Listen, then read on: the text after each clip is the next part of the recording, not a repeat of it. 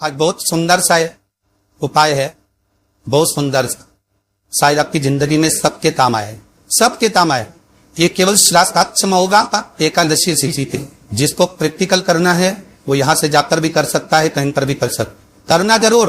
कहीं सियोर वाला हमारा झूठ तो नहीं बोल रहा, इसलिए प्रैक्टिकल करते रहना चाहिए। इतने सारे पकड़ाए नहीं, इन्होंने भी तो प्रैक्टिकल करा तो फल मिला कि नहीं मिला। करो श्राद्ध की एकादशी से दे पीपल पर श्राद्ध की एकादशी से दे पीपल पर शहर 7 आरंदियां लगाना चाहिए, उसी पर चंदन लगा देना चाहिए। 7 आपकी चावल तपेर चावन उस पे दे दीजिए, जो हो थोड़ी थोड़ी कालिया के उस पे दे दे। अपने निर्वजों का नाम है कर पैसे मैंने बोलकर नाम हो बहते हुए पानी ने उस पत्ते पर छोड़ दूं। ये केवल श्राद्ध में होगा एकादशी तिथि पे, बहते पानी में छोड़ दूं। जिंदगी में कभी संपदा की कमी नहीं आएगी, इतना आशीर्वाद देकर जरूर जाएंगे। इसलिए ये बोला सा रात में ये लिखी ऐसी आज्ञा है, जिस दिन अगर कोई हो, जिस दिन अगर कोई स्त्री अपने दाता ससुर आत्मा जिसके लिए भी स्नान करती है उसका हिस्सा आधा उसके माई भाई पर पहुंच जाता। 16 दिन में ये थी ऐसी आज्ञा है जिसमें अगर बहू बेबी भले वो अपने ससुर का करे रहे, दादा ससुर का करे रहे, पर अगर वो भोजन करा रहे हले वो श्राद्ध कर रही है तो उसको ठीक का भाग आधा उसके मायके के पक्षों में जाता। इसलिए कहते बेटा ये उतारता और 2 प्ररूप उतारता। कोई साधारण सा में नहीं कह देती बेटी 2 प्ररूप लाती थी। व्यक्ति के 2 प्ररूप उतारने का कारण आर्यवर्तना है कि श्राद्ध में एक एकादशी दूसरी 12दशी ये तिथियां ऐसी है जिन तिथि में अगर किसी का श्राद्ध आप बहू करती है, इन तिथि में अगर बहू बेटी किसी का विश्वास करती है तो आपका हिस्सा उसके मायके के खाते में चला जाएगा। तो उनको उसी समय पर भले वो नाम मायके के लिए नहीं कर ले, भले वो में पिता के लिए नहीं कर ले, भले वो में 12 फरदादा के लिए नहीं कर ले, जो उसने ससुराल में भी करा उसका आधा हिस्सा था उसके खाते में पहुंच गया। एकादशी और 12दशी ये रात पक्ष में जो तिथियां करती हैं, इन तिथि का भाग जो तो श्राद्ध करता है उसके खाते से थोड़ा इनके खाते में भी पहुंचा जाता है। श्राद्ध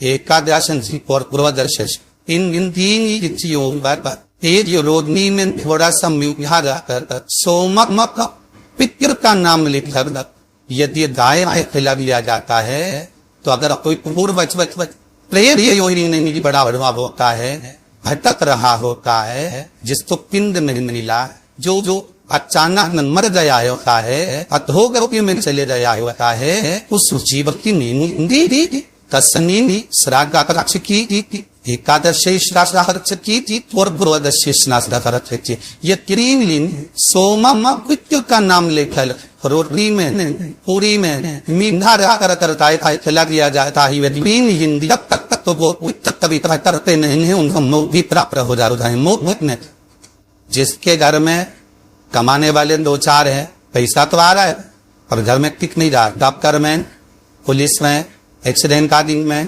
कहीं गलत जगह पर व्यसन में अगर पैसा जा रहा है, जुए में मांसाहार मदिरा पान, यब कहीं आया पैसा आने में कमी नहीं है, आ रहा है पर टिक नहीं रहा, रुक नहीं रहा, कोई मान नहीं आ गया, दे दिया पर मां से अपने पास नहीं आ रहा, अपन कह रहे भैया और पैसा लौटा दो, नहीं आ रहा।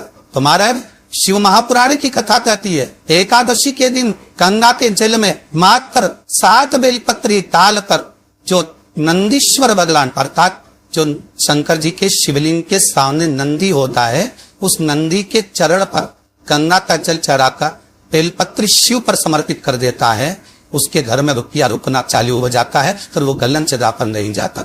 गलन स्थान पर वो धन जाएगा ही नहीं। बेकार व्यसन में पड़ा हुआ है, मदिरा पान का पड़ा हुआ है, मांसाहार में, जुए आदि में जा रहा है, तो भी लग रहा है कि मेरा बेटा गलत मार्ग पर जा रहा है, मित्र दोस्ती गलत हो रही है, वो सही जगह है। कई लोग इसको धन के लिए बिताते हैं, संपदा के लिए अर्थात जिसका व्यापार नहीं चलता, जिसके घर में पैसा नहीं आता, या नौकरी नहीं लग रही, या सर्विस नहीं लग रही, आप अप्लाई कर रहे हो, जगह जाकर इंटरव्यू दे रहे हो और पैसा नहीं है, उसके लिए प्रयास किया जाता। पर उसके लिए यहाँ पर जो धन के लिए करते हैं उसके लिए विष्णुपति के लिए करते हैं। जैसे गंगा के तल में तुलसी के 11 पत्ते डाली जा, कितने पत्ते डालते हैं? 11 तुलसी के पत्ते डालते हैं और उसको किसी भी नारायण के मंदिर में राम कृष्ण शिव हर हर शंकर राम कृष्ण भगवान विष्णु दत्त आदि जितने नारायण के मंदिर है उस मंदिर में किसी भी पात्र में, एक छोटे से पात्र में उसको भर कर रखी जाते महाराज, उससे भी जॉब सर्विस नौकरी में सफलता प्राप्त होती। परंतु वो भी एकादशी को ही कुछ देर तक पात्र को रखा जाता है, फिर वही पात्र का जल किसी भी वृक्ष के नीचे डाल दिया जाता है, उससे भी नौकरी के लिए फायदा है। शमी की पत्ती, शमी वृक्ष का जो महत्व पहले कहा है, शमी वृक्ष की पत्तियां अदालत में या कानूनी कोई प्रोसेस के अंतर्गत कानूनी कोई कार्रवाई हो गई है या कोई अटका है काम, तो शमी की पत्तियों को एकादशी के दिन 5 जगह पर चढ़ाया जा, उस कार्य को निपटा। पहला अशोक सुंदरी की जगह पर। अशोक सुंदरी की जगह कहाँ है आपको मालूम है, पहले भी बताया। जैसे ये शिवलिंग है, ये जराधारी गोर, उसके सामने ये चरण, बीच में जो एक मोती सी लाइन होती है वो अशोक सुंदरी की जगह है।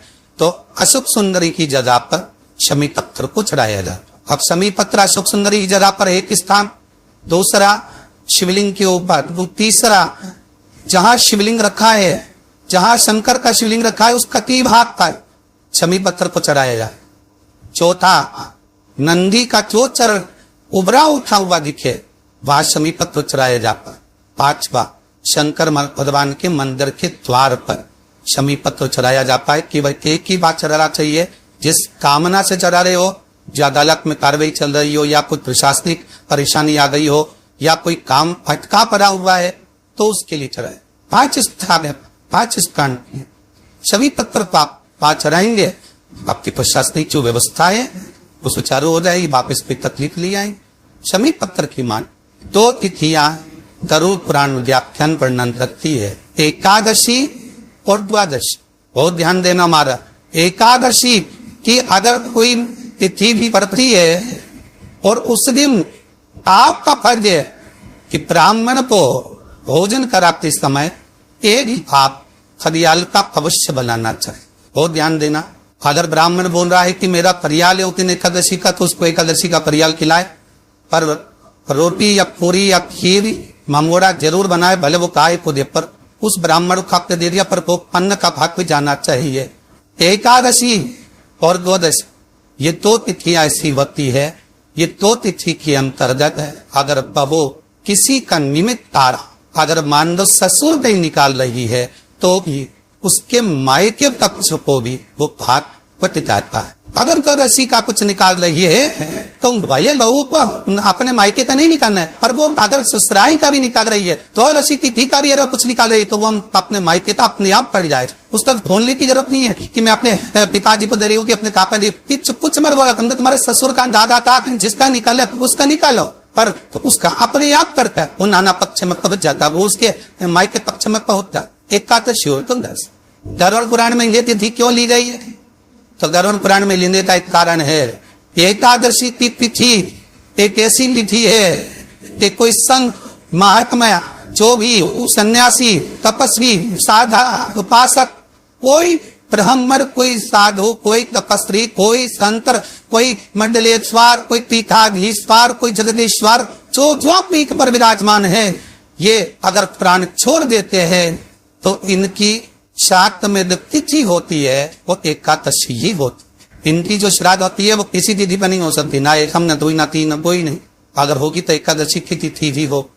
जब ये संत साधु सन्यासी भाग लेने के लिए आते हैं तो त्रयोदशी के दिन ये रुकते हैं। हमारे पूर्वज अगर भाग लेने आते हैं पितृपक्ष में तो आज आए और लेकर चले गए, पर संत रुकते हैं, रात्रि दूसरे दिन इंतजार करते हैं।